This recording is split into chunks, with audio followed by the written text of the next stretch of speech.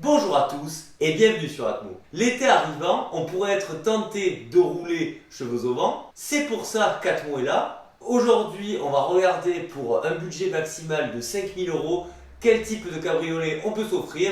Et moi, je vous ai fait une sélection de qualité.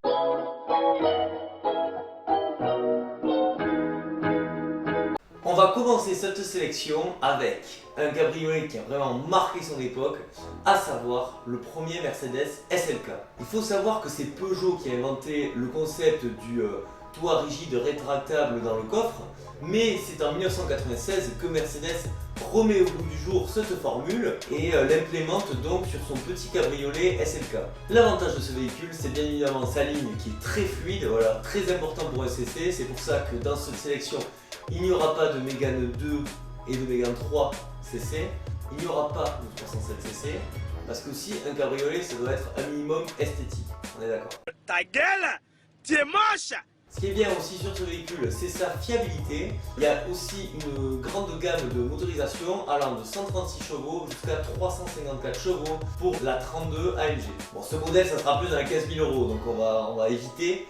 Mais si vous voulez un CLK avec moins de 150 000 km et dans les 5 000 euros, vous pouvez bien évidemment en trouver. Le moteur est un petit peu juste en 200, c'est-à-dire il fait 136 chevaux, mais ça reste bien. Puisqu'on évoque les véhicules avec un toit rigide rétractable, comment ne pas vous parler de la Peugeot 206cc qui a été un véritable carton lors de sa sortie. Donc elle est sortie en 2000, elle reprenait trait pour trait le design évoqué 2 ans auparavant par un concept. Ce véhicule, l'avantage qu'il a bien évidemment, c'est son design qui est quand même assez atypique et vraiment il a marqué son époque. C'est aussi des moteurs fiables, des pièces détachées au coût acceptable et en plus de ça, comme il s'en est vendu énormément, il y en a encore beaucoup sur le marché. Bien évidemment, toujours éviter les modèles tunés, hein, on connaît.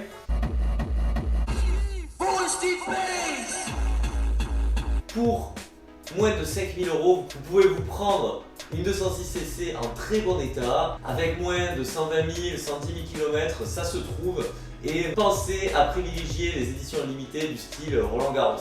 En point négatif, attention toutefois à bien regarder la qualité de l'habitacle, parce que c'est vrai qu'avec le temps, il a tendance à pas trop bien vieillir. Et puis bien sûr, tester, ça c'est aussi valable pour le SLK, le toit rigide rétractable bien évidemment, parce que s'il ne fonctionne pas, ça risque de coûter rapidement assez cher en réparation. On reste en France avec un véhicule que beaucoup d'entre vous ont boudé à sa sortie, ou alors voire même ne connaissent pas. Je vais vous parler de la Renault Wind. Alors la Renault Wind, c'est une tentative de Renault de faire un petit roadster de place, vraiment dans la veine un petit peu des roadsters minimalistes, mais force est de constater que ça n'a pas plu au public, peut-être que la ligne était trop personnelle. Moi je vous avoue que j'aime bien, après je peux comprendre que ça plaise pas à tout le monde. Ça a été un énorme flop commercial, donc elle a été commercialisée entre 2010 et 2012 à peine, et vendue à moins de 15 000 exemplaires, c'est juste ridicule. Mais qui dit très peu d'exemplaires vendus, dit potentiellement plus tard une valeur forte en véhicule de collection. En plus de ça, elle reprend l'excellent châssis de la Twingo 2, qui est un châssis bien meilleur, soit dit en passant, que celui de la Twingo 3. Et cette Renault Wind reprend les motorisations les plus puissantes de la Twingo 2, c'est-à-dire le 1,2 litre qui développait 100 chevaux et le moteur de la Twingo RS qui développait 133 chevaux. Donc vous avez un véhicule assez sympa à conduire, qui coûte pas cher, vous en avez dans les 5000 euros, avec pas beaucoup de kilomètres, franchement. C'est une aubaine, ça c'est sûr. Et puis plus tard, vous me remercierez en gagnant de l'argent, alors voilà. D'accord. Merci, connard!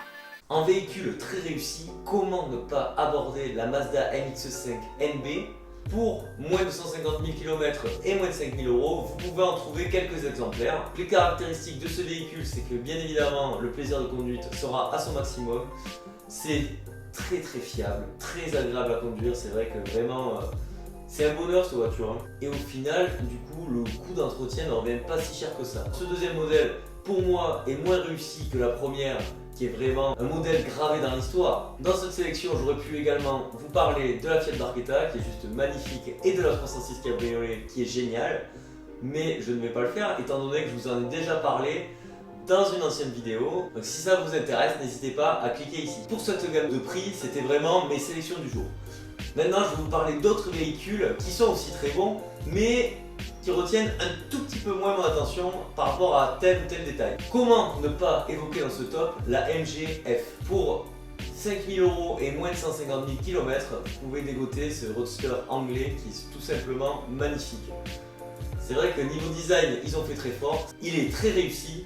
En plus de ça, le châssis est très bon, il est très agréable à conduire, mais il y a un petit défaut qu'il faudra vraiment prendre en compte, c'est son moteur en position centrale arrière. Les puristes et les passionnés d'automobile seront bien évidemment ravis d'avoir ce type de configuration. Cependant, c'est vrai que si on ne s'y connaît pas un minimum en mécanique, ça peut vite devenir un calvaire étant donné que l'accessibilité du moteur est assez compliquée. En plus de ça, MG, la marque n'existe plus et c'est vrai que pour trouver des pièces, ça peut vite devenir assez compliqué. Ça reste un très bon achat pour connaisseurs. Pour encore moins cher, c'est-à-dire 4 000 € max avec 100 000 km maximum, vous pouvez vous offrir la Ford Street K. Alors la Street K, c'est la version cabriolet de la Ford K. Et la Ford K, c'était un petit peu la rivale de la Twingo dans les années 90. C'était l'interprétation de la petite voiture par Ford. Franchement, moi j'aimais bien son design, c'était assez réussi. Après, je sais que beaucoup de gens aimaient ou détestaient, donc design très clivant. Pour moi ça marchait et ça marche encore mieux dans cette version cabriolet. Le seul défaut qu'on pourrait reprocher, c'est les performances assez quelconques avec ce 1,6 litre qui développe 95 chevaux et la consommation qui est assez élevée par rapport à la puissance du moteur. Pour encore moins cher, la Fiat Punto Cabriolet. Alors celle-ci, on commence à l'oublier, mais pas moi. That's really impressive. Whoa. Whoa, just whoa. Bravo. Wow. Ce véhicule qui a quand même été designé par Bertone. En Italie, il y a deux monuments niveau carrossier, donc Pininfarina bien évidemment, mais aussi Bertone. Donc ce sont eux qui sont occupés du design de la Punto Cabriolet. Ce véhicule a pas mal d'avantages. Déjà, c'est une vraie 4 places. Elle reprend la fiabilité de la Punto, elle est économique. En plus de ça, il n'y a pas d'arceau, donc niveau esthétique, c'est quand même assez réussi. Et elle n'est vraiment pas chère. C'est vrai que pour 3 000 €, vous pouvez en dégoter une en très bon état. Le seul souci, et encore, est-ce que c'est un souci? C'est que les moteurs ne sont pas très puissants. Dans vos recherches, favorisez les modèles disponibles à partir de 1997 car le moteur de 88 chevaux est remplacé par un moteur 1,2 litre 16 soupape de 86 chevaux qui est à la fois plus léger et plus économique. Donc ces versions, il faut foncer. Enfin, là ça va être vraiment un véhicule d'amateur, on va dire, une petite américaine.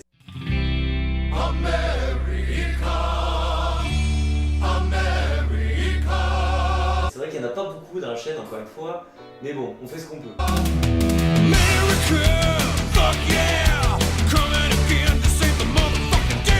Je vais vous parler, attention, de la Chrysler Stratus Cabriolet. Là, je pense que beaucoup d'entre nous seront perdus, c'est normal. Il reprend un petit peu les standards américains, c'est-à-dire que le véhicule fait 4,90 m quand même, il fait plus d'une tonne 5.